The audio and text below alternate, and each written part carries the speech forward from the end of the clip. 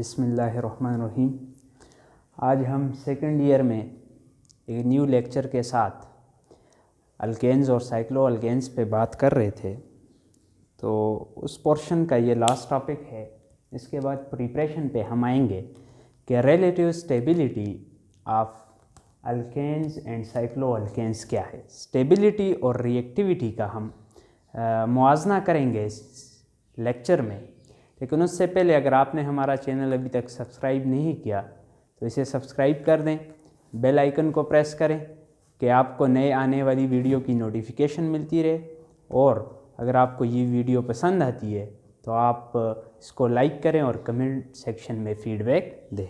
ठीक है, तो हम जाते हैं टॉपिक की तरफ। Relative stability and reactivity.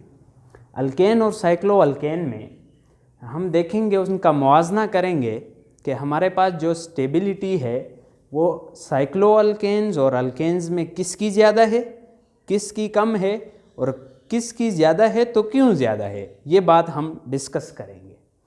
तो स्टेबिलिटी और रिएक्टिविटी किसी भी मॉलिक्यूल की डिपेंड करती है दो बातों पर।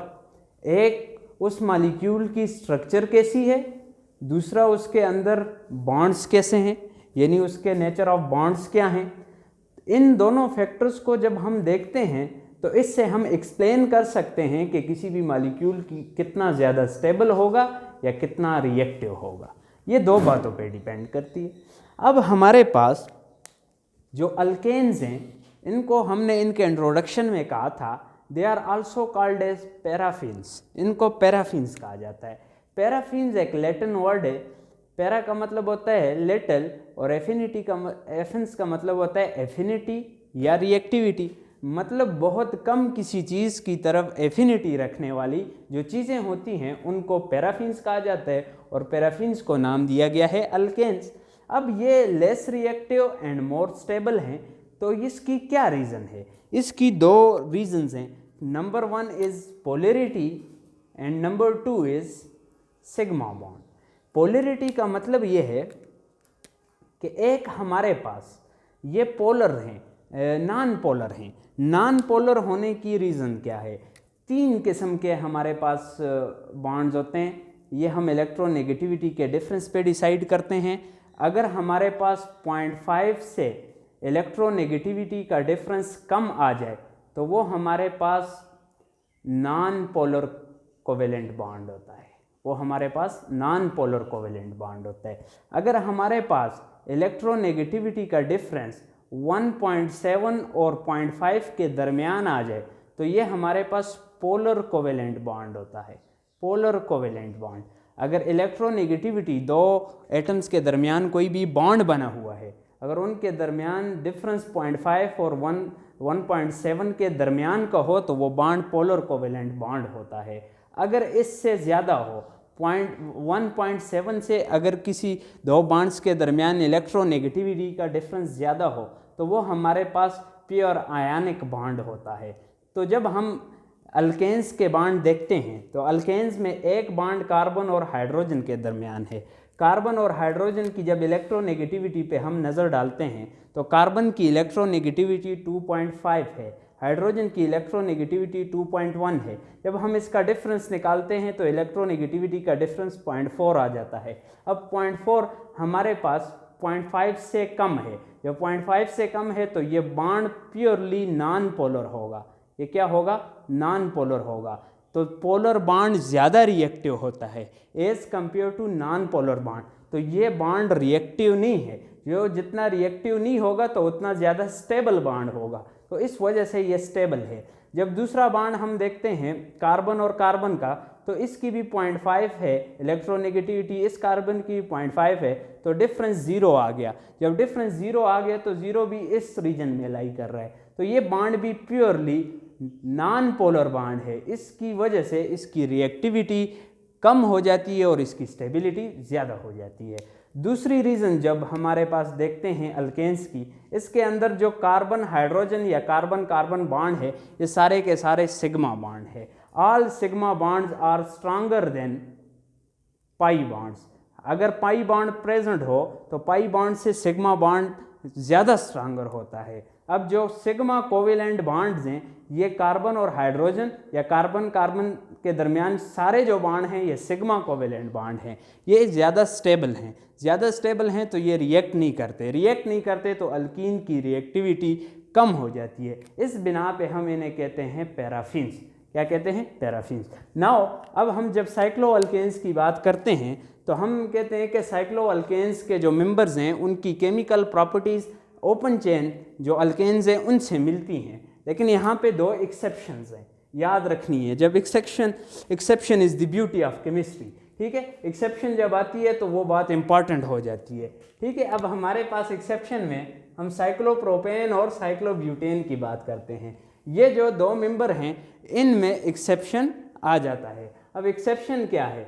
हमारे पास जो साइक्लोअल्केन्स हैं इनकी केमिकल जो बिहेवियर है ये नॉर्मल अल्केन्स की तरह ही होता है, लेकिन ये जो दो मेंबर्स हैं दैट इज साइक्लोप्रोपेन और साइक्लोब्यूटेन, इन दोनों का जो बिहेवियर है ये बाकी नॉर्मल अल्केन्स की तरह नहीं होता है। यानी इसका नॉर्मल प्रोपेन की तरह नहीं होता और इसका नॉर्मल ब्यूटेन की तरह नहीं होता। अब साइक्लोप्रोपेन में क्या होता है और साइक्लोब्यूटेन में जो ओवरलैपिंग ऑफ ऑर्बिटाल है, इसकी स्ट्रक्चर में ये बात हमने बड़ी डिटेल से डिस्कस की है। अगर आपने वो वीडियो नहीं देखी तो डिस्क्रिप्शन में लिंक होगा, उसे ज़रूर देखें। तो ओवरलैपिंग जो ऑर्बिटाल होती है वो मैक्सिमम नहीं होती इस केस में। किस में? साइक्लोप्रोपेन में और साइक्लोब्यूटेन में। तो हमारे पास इन दोनों के अंदर एंगल स्ट्रेन प्रोड्यूस हो जाता है। एंगल स्ट्रेन प्रोड्यूस होने की वजह से इनकी स्टेबिलिटी कम हो जाती है, रिएक्टिविटी ज़्यादा हो जाती है। That of because they are reactive and unstable. जब ये रिएक्टिव और अनस्टेबल हैं तो ये रिएक्ट करके हमारे पास अपनी चेन को ओपन कर देते हैं और स्टेबल होने के लिए ओपन चेन नॉर्मल अल्केन्स में कन्वर्ट हो जाते हैं। जब हमारे पास साइक्लोप्रोपेन रिएक्ट करता है हाइड्रोजन के साथ तो इसकी रिंग ओपन हो जाती है। इसके लिए जो कंडीशन रिक्वायर्ड है, इसके लिए कैटलिस्ट निकल होता है और 80 डिग्री सेंटीग्रेड पर यह प्रोपेन के साथ रिएक्ट करके कन्वर्ट हो जाता है into normal propane. Cyclopropane is converted into normal propane. इसी तरीके से ये HBr के साथ बगैर कैटलिस्ट के रिएक्ट करता है और इजीली कन्वर्ट हो जाते हैं इनटू नॉर्मल प्रोपेन। तो ये इस बात की वेरिफिकेशन है कि ये अनस्टेबल है, इसलिए इसके रिंग ओपनिंग रिएक्शन होता है।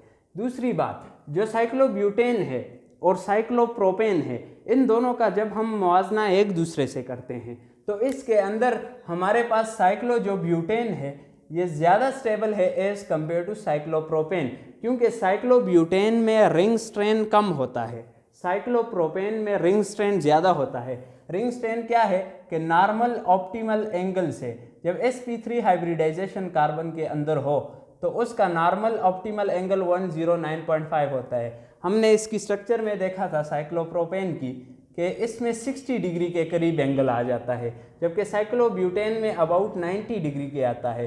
तो इन दोनों में इसका जो डेविएशन है वो तकरीबन 49.5 डिग्री तक आ जाती है और इसकी जो डेविएशन है ये 29.5 डिग्री तक आ जाती है। ये डेविएशन ज़्यादा है, ये डेविएशन कम है, तो इसके अंदर एंगल स्ट्रेन ज़्यादा होगा, इसके अंदर एंगल स्ट्रेन कम होगा। जब एंगल स्ट्रेन बढ़ गया है, एंगल स्ट्रेन बढ़ गया है तो डेविएशन बढ़ गई है, तो डेविएशन के ज़्यादा होने से हमारे पास क्या होगा, एंगल स्ट्रेन ज़्यादा हो जाएगा। एंगल स्ट्रेन ज़्यादा हो जाएगा तो वो चीज़ उतनी ही ज़्यादा अनस्टेबल होगी। क्या होगी? अनस्टेबल होगी। तो ये हमारे पास रिंग ओपनिंग रिएक्शन में साइक्लोप्रोपेन जल्दी जाएगा एज कम्पेयर टू साइक्लोब्यूटेन। तो साइक्लोब्यूटेन का ये आप देख सकते हैं कि इसका जब हमने हाइड्रोजन के साथ रिएक्ट करवाया था निकल 80 डिग्री सेंटीग्रेड, ये ज़्यादा स्फीयर कंडीशन है। निकल कैटलिस्ट यूज़ करेंगे लेकिन टेम्परेचर ज़्यादा हो गया 200 डिग्री सेंटीग्रेड, तब जाके ये नॉर्मल ब्यूटेन बना है। तो हमारे पास इसकी रिंग ओपनिंग स्फीयर कंडीशन में होगी, इसके लिए कम टेम्परेचर रिक्वायर्ड था, इजीली हो गया था। तो ये हमारे पास ज़्यादा रिएक्टिव है, ये कम रिएक्टिव है, ये ज़्यादा स्टेबल है, ये कम स्टेबल है। इसी तरीके से जब हम हायर मेंबर्स की बात करते हैं तो हायर मेंबर्स जो साइक्लोअल्केन्स के हैं इनकी प्रॉपर्टीज़ मिलती हैं ओपन चेन जो अल्केन्स हैं उनके साथ, और ये हमारे पास रिंग ओपनिंग रिएक्शन नहीं करते। रिंग ओपनिंग रिएक्शन नहीं करते तो ये हमारे पास एडिशनल प्रोडक्ट नहीं देंगे। मतलब इन्होंने हाइड्रोजन के साथ रिएक्ट कर दिया और ये एडिशनल प्रोडक्ट बन गया। जबकि हमारे पास अल्केन्स के जो कैरेक्टरिस्टिक्स रिएक्शन होते हैं वो हमारे पास होते हैं दैट इज सब्स्टिट्यूशन रिएक्शन। ये देखें, ये हमारे पास है साइक्लोहेक्सेन। साइक्लोहेक्सेन जब ब्रोमीन के साथ रिएक्ट करता है तो ये हमारे पास हाई टेम्परेचर पे तो ये एडिशनल प्रोडक्ट नहीं देता बल्कि कन्वर्ट हो जाता है इनटू सब्स्टिट्यूशन प्रोडक्ट। यहाँ से एक हाइड्रोजन इसका रिप्लेस करके ब्रोमीन इस जगह पे लग जाता है। तो ये सब्स्टिट्यूशन रिएक्शन किसके रिएक्शन है? अल्केन्स के रिएक्शन है। तो इस तरह हम इस सब की अल्केन्स की और साइक्लो अल्केन्स की रिएक्टिविटी और स्टेबिलिटी का मुआवजा किया कि ये किन फैक्टर्स पे डिपेंड करता है, कैसे करता है। अगर आपको वीडियो अच्छी लगी हो तो लाइक करें, कमेंट सेक्शन में इस बारे में अगर कोई क्वेश्चन पूछना हो तो आप पूछ सकते हैं। नेक्स्ट टाइम बात होगी एक नए